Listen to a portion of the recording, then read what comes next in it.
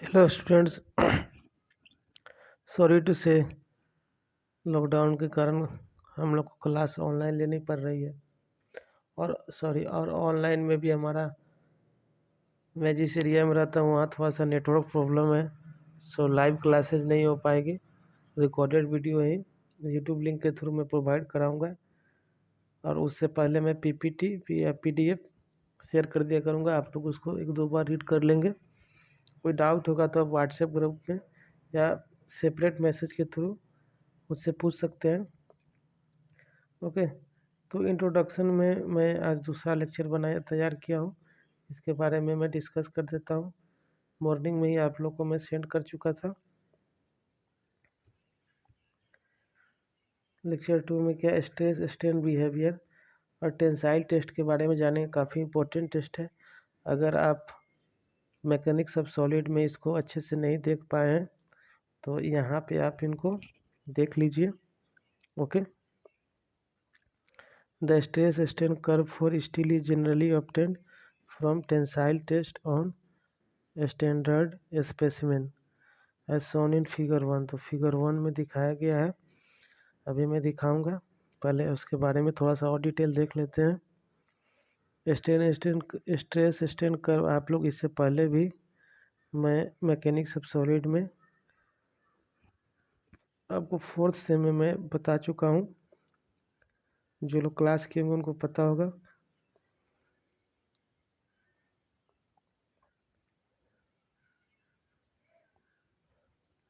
कुछ इस तरीके का होता था। हम लोग यहाँ ऑर्डिनेट पे क्या रखते थे, स्ट्रेस, एंड एब्सिसा पे क्या रखते थे, स्ट्रेन। और कुछ इस तरीके का जाता था। यहाँ होने के बाद में प्लास्टिक, फिर कुछ ऐसा ग्राफ होता था। प्रोपोर्शनल लिमिट तक हम लोग क्या बोलते थे, हुक्स लॉ वैलिड करता था। और यहाँ तक इलास्टिक था अप टू यील्ड स्ट्रेस तक। यहाँ हम लोग क्या बोलते थे इसको, एफ वाई। ये क्या होता था मेरा यहाँ पे, strain hardening, F S H. Okay, और यहाँ पे एफ आर फ्रैक्चर यहाँ पे हो जाता था, फेल्योर या एफ एफ बोल सकते हैं। ओके, तो जैसे जैसे लोडिंग, ये कर्व इसी टेंसाइल टेस्ट के थ्रू दी गई थी। अब हम लोग थोड़ा सा उस टेस्ट के बारे में जान लेते हैं।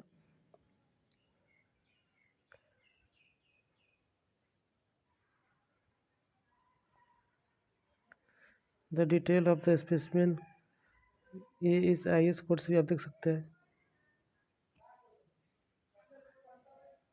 The important parameters are the gauge length होंगे, इसको हम लोग एल सी से डिनोट कर रहे हैं, and the initial cross section area S naught. अब एस नॉट निकालने का यहाँ पे एक फॉर्मूला दे रखा है, सॉरी एल नॉट निकाल, एल सी का यहाँ पे एक फॉर्मूला है। The initial gauge length is taken as कितना होगा, इससे काफ़ी बार ऑब्जेक्टिव क्वेश्चन आ चुका है, 5.65। ये अंडर रूट एस नॉट है। एस नॉट क्या होगा, ये क्रॉस सेक्शन एरिया है, initial area, initial cross section area. तो ये क्या है, द इनिशियल गॉज लेंथ हम लोग क्रॉस सेक्शन एरिया के फॉर्म में 5.65 अंडर रूट एस नॉट से हम लोग कैलकुलेट कर सकते हैं। In the case of rectangular specimen, generally हम लोग रेक्टेंगुलर स्पेसिमेन ही यूज करते हैं, और यहाँ से ऐसे हम लोग ये फिक्स करके रखते हैं, और फिर हम लोग इसको टेंशन देते हैं। और जब ये सर्कुलर होगा तो ये क्या होगा, 5 टाइम मीन्स 5 टाइम्स डायमीटर होगा, ये एलसी के बराबर। तो ये स्लाइड क्लियर है आप लोग को। ओके,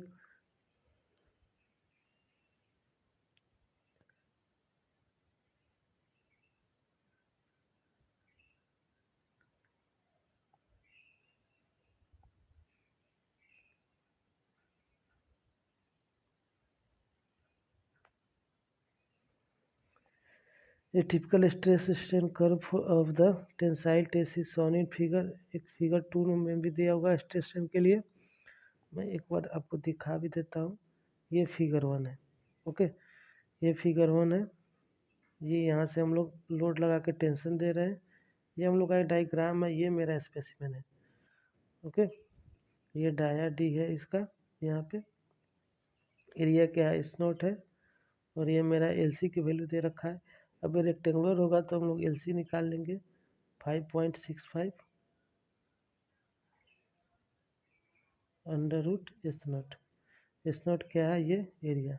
ओके, ये डाया है, ये टोटल लेंथ L है। अब हम लोग ये L निकाल रहे हैं, ये LC के बराबर। ओके, जितने का हम लोग को स्टडी करना है उसको हम लोग क्या बोलते हैं? LC। ओके, तो इन बात का ध्यान रखेंगे। मैं ये डायग्राम आपको दिखा दिया। एक डायग्राम और है जो stress strain curve mile steel के लिए यहाँ पे शो कर रहा है। इससे पहले हम लोग स्टडी करते थे तो इसको काफ़ी ये यहाँ के बाद में ऐसे फ्लैट दिखाते थे।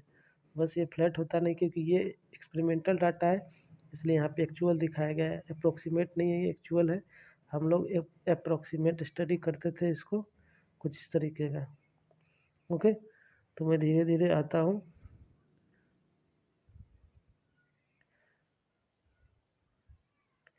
ये टिपिकल स्ट्रेसेशन कर्व वहाँ पे मैंने दिखा दिया अभी फिगर 2 में। In which a sharp change in yield point followed by plastic strain is observed. तो यील्ड पॉइंट के बाद क्या है? प्लास्टिक स्ट्रेन हम लोग ऑब्जर्व कर रहे हैं, जो कि हम लोग मैकेनिक्स ऑफ सॉलिड में स्टडी कर चुके हैं। After a certain amount of plastic deformation of the material due to reorientation of the crystal structure. तो हमारा जो प्लास्टिक के बाद में कुछ इस तरीके का कर्व होता है। यील्ड के बाद में ये सब प्लास्टिक जाएगा, जो कि हमारा एक्चुअल में कुछ इस तरीके का हो रहा है। इसके बाद हमारा फिर लोड बढ़ाने पे स्ट्रेस भी बढ़ता है और स्ट्रेन भी बढ़ता है। ये क्यों बढ़ता है? जबकि यहाँ पे हम लोग का लोड कांस्टेंट है, वैसे स्ट्रेस कांस्टेंट है, स्ट्रेन बढ़ रहा है। तो यहाँ पे रीओरिएंटेशन ये रीजन पूछा जा सकता है। मैकेनिक्स ऑफ सॉलिड में भी बताया था कि after a certain amount of plastic deformation के बाद ऑफ द मटेरियल, ये इम्पोर्टेंट है, due to reorientation of the crystal structure and increase in load is observe with increase in strain. तो हमारा जो रीओरिएंटेशन होता है क्रिस्टल स्ट्रक्चर का, स्टील का, उसके थ्रू मेरा क्या होगा कि फिर से हम लोग प्लास्टिक स्टेज के बाद में भी हमारा क्या होगा, वहाँ पे लोड बढ़ाने के बाद वो स्ट्रेस लेगा और डिफॉर्मेशन उसके साथ होगा। ओके, तेज़ी से स्ट्रेस वो लेना शुरू करता है।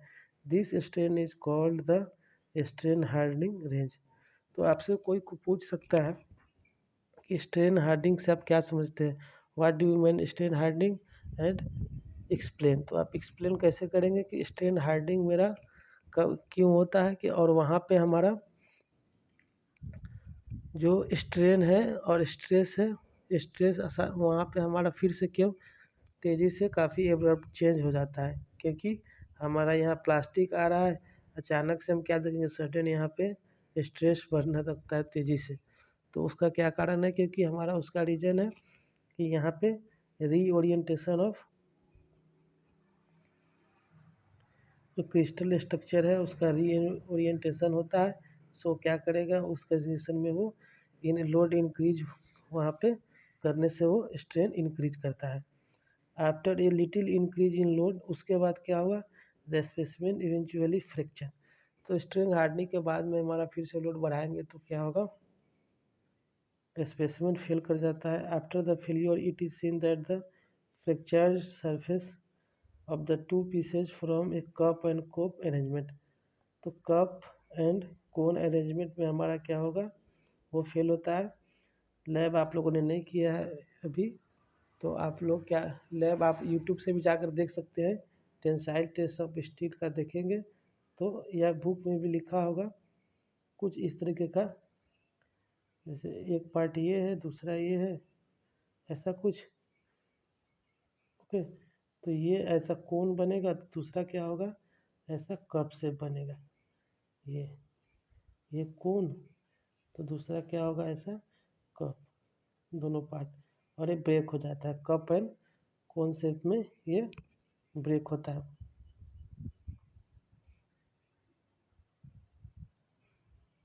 This cup and cone fracture is considered to be an indication of ductile failure. तो डक्टाइल फेलियर का इंडिकेशन देता है हमारा कप एंड कोन फॉर्म होने के बाद में। इसको हम लोग फिगर 2 में दिखाएंगे। Elastic strain up to yield E Y क्या है, followed by a yield plateau between strain E Y and E small E S H क्या है, स्ट्रेन हार्डनिंग के पास जो हमारा स्ट्रेन है started E H and the specimen fail at E ultimate, यहाँ पे होगा E ultimate, E ultimate where E भी E S H and E ultimate are the, उसके करस्पॉन्डिंग वो स्ट्रेन का वैल्यू दे रखा है। अब मैं इस फिगर में आता हूँ, यहाँ पे हमारा ये रहा इस फिगर में, ओके, ये यील्ड स्ट्रेस है यहाँ पे। अब ये ई वाई है, ये यील्ड के थ्रू, ये भी नहीं है, स्मॉल वाई है यहाँ पे, ये ई वाई है। और उसके बाद ये प्लास्टिक यहाँ पे वेरिएशन है। उसके बाद यहाँ क्या है, स्ट्रेन हार्डनिंग यहाँ से स्टार्ट हुआ, तो यहाँ पे क्या है, strain 10 times of yield, yield से 10 टाइम्स ज़्यादा है। और यहाँ पे क्या आ जाएगा हमारा फ्रैक्चर अल्टीमेट, इस पॉइंट पे हमारा क्या आएगा, इस पॉइंट पे जो अल्टीमेट आएगा उसको हम लोग ई यू एल टी बोल रहे हैं, स्ट्रेन एट अल्टीमेट। तो इसको आप लोग अच्छे से, मुझे लगता है फिर बुक, अगर कोई प्रॉब्लम होगा तो आप लोग इसको फिर से बुक से देख सकते हैं। कोई डाउट होता है तो आप लोग व्हाट्सएप ग्रुप में अपना क्वेश्चन एराइज कर सकते हैं। तो यहाँ पर स्टील की प्रॉपर्टी दे चुकी है, depending on the steel used, strain hardening का जो स्ट्रेन होगा epsilon S H generally varies between 5 to 15 times of yield. तो स्ट्रेन हार्डनिंग का 5 to 15 टाइम्स वेरी करता है वो यील्ड के कंपेरिजन में। विथ एन एवरेज वैल्यू हम लोग ले रहे हैं क्या, 10 टाइम्स ऑफ जो स्ट्रेन हमारा यील्ड स्ट्रेस के कॉरेस्पॉन्डिंग होगा उसको हम लोग, स्ट्रेन को हम लोग यील्ड स्ट्रेन बोलेंगे, okay. For all structural steel the modulus elasticity कितना लेते हैं, 205,000 mega pascal, and the tangent modulus of the strain hardening is रफली 1/30 ऑफ द, अप्रोक्सीमेटली कितना होता है tangent modulus 6700 mega pascal. High strength steels due to their specific microstructure do not show a sharp yield point but rather they yield continuously as shown in figure 3 में दिखाया गया है high steel strength steel के लिए। अभी जो हम लोग जितना स्टडी अभी किए हैं माइल्ड स्टील के लिए, जनरली आपको माइल्ड स्टील का एग्जांपल दिया होगा बुक में, ओके, वो आइडियल है। For such steels the yield stress is always taken as the stress at which a line of 0.2 strain. तो ये काफ़ी इम्पोर्टेंट क्वेश्चन हो जाता है कि यील्ड स्ट्रेन हम लोग कितना लेते हैं, तो 0.02% हम लोग यील्ड स्ट्रेस क्या लेते हैं, 0.02%, सॉरी 0.2% ऑफ स्ट्रेन होगा, उसके कॉरस्पॉन्डिंग जो स्ट्रेस होता है उसको हम लोग यील्ड स्ट्रेस बोलते हैं। तो ये काफ़ी, मैं एक दो बार और बोल देता हूँ कि the stress corresponding to 0.2% of strain is called yield stress, okay। तो जो stress corresponding to 0.2% strain called yield stress parallel to the elastic portion intercept the stress strain curve। तो ये stress strain curve कुछ ऐसा होगा, ऐसा curve है हमारे पास। तो यहाँ पे यील्ड स्ट्रेस था, यील्ड स्ट्रेन सॉरी इप्सिला वाई, तो ये 0.2% इसका 0.2% जो वैल्यू होगा उसके कॉरेस्पॉन्डिंग जो स्ट्रेस होगा उसको हम लोग क्या बोलेंगे, यील्ड स्ट्रेस, ओके। तो इन बातों का ध्यान रखना है। ये द नॉमिनल स्ट्रेस और the engineer stress is given by the load divided by original area. तो इंजीनियर स्ट्रेस क्या होगा, load divided by original area. अब दो तरह का एरिया होगा, मान लो ऐसा कोई स्पेसिमेन है, इसको हम लोग यहाँ पे टेंशन दे रहे हैं बोथ साइड से। अब जब हमारा इसको टेंशन दिए तो इसका क्या होगा, क्रॉस सेक्शन एरिया रिड्यूस हो गया, ओके, और लेंथ हमारा इतना हो गया। तो ये क्रॉस सेक्शन एरिया और ये दोनों अलग है।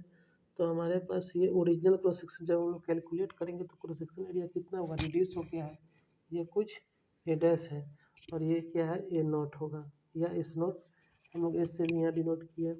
तो ए डैश क्या होगा, ये इस ए नोट से लेस होगा, और ये क्योंकि यहाँ पे लेंथ के अकॉर्डिंग हमारा डिफॉर्मेशन हो रहा है तो लेंथ बढ़ेगा और क्रॉस सेक्शन एरिया यहाँ पे घटेगा। Similarly the engineering strain is known as ratio of change in length to the original length. Okay, तो इस कर्व की बात हो रही थी। हमारा जो प्रूफ सॉरी यील्ड स्ट्रेस क्या होगा हमारा यहाँ पे करस्पॉन्डिंग टू ये 0.2% जो स्ट्रेन होगा उसको हम लोग क्या बोलेंगे यील्ड स्ट्रेन। जो टोटल स्ट्रेन जो होगा उसका 0.2% यहाँ पे किए मार्क, तो ये हमारा क्या हो गया F Y yield stress. Okay, ये यूनिफॉर्म प्लास्टिक है और 0.2% प्रूफ स्ट्रेस भी हम लोग इसको बोल सकते हैं। ओके, यहाँ के बाद यूनिफॉर्म प्लास्टिक है, फिर नॉन यूनिफॉर्म प्लास्टिक है, देन फ्रैक्चर हो गया। तो ये कुछ हमारा प्रॉपर्टी था। अब हार्डनेस के बारे में दे रखा है, ब्रिनन हार्डनेस टेस्ट के थ्रू हम लोग स्टील का हार्डनेस कैलकुलेट करते हैं। Hardness is regarded as the resistance, ये सारे हम लोग मैकेनिक्स ऑफ सॉलिड में स्टडी कर चुके हैं हार्डनेस के बारे में। तो hardness is regarded as the resistance of a material to indentation and scratching. Means कुछ इस तरीके का हमारा कोई मटेरियल है या सेक्शन है तो इसको हम लोग स्क्रैचिंग ना हो और कोई इंडेंटेशन ना हो, हम इसको कोई यहाँ पे कोई कील लेकर इसमें हम लोग उसको इंडेंट ना करा पाए या प्रिटेट कराने की कोशिश करेंगे तो प्रिटेट ना हो, तो ये क्या प्रॉपर्टी कहलाएगा hardness. This is generally determined by forcing an indenter on the surface.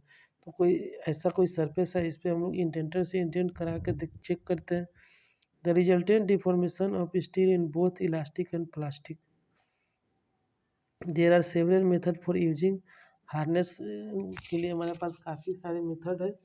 एक टेबल में यहाँ पे दे रखा है, hardness number is related to the ratio of applied load to the surface area of indentation form. तो जो इंडेंटेशन फॉर्म का जो सरफेस एरिया होगा उसके हिसाब से हम लोग उसको, तो हार्डनेस का टफनेस का सारे मैकेनिक्स ऑफ मटेरियल में यहाँ पे कुछ दे चुका है। इंडेंटर कैसा होगा, ब्रिनेल में स्टील बॉल होगा, इसमें स्क्वायर बेस होगा मिकस में, और रॉकवॉल में क्या होगा डायमंड कोर। तो ये कभी कभी ऑब्जेक्टिव में आ जाता है कि हार्डनेस टेस्टिंग मेथड में इंडेंटर कैसा यूज होता है। तो ब्रिनेल में स्टील बॉल होगा और विकर्स में क्या होगा square based diamond pyramid 135 angle का होगा, और डायमंड कोर होगा विच इंक्लूडेड एंगल 120, ये रॉकवेल हार्डनेस में। तो ऐसे हम लोग ये मैकेनिक्स ऑफ सॉलिड का ही पार्ट है, बट हम लोग इसको यहाँ पे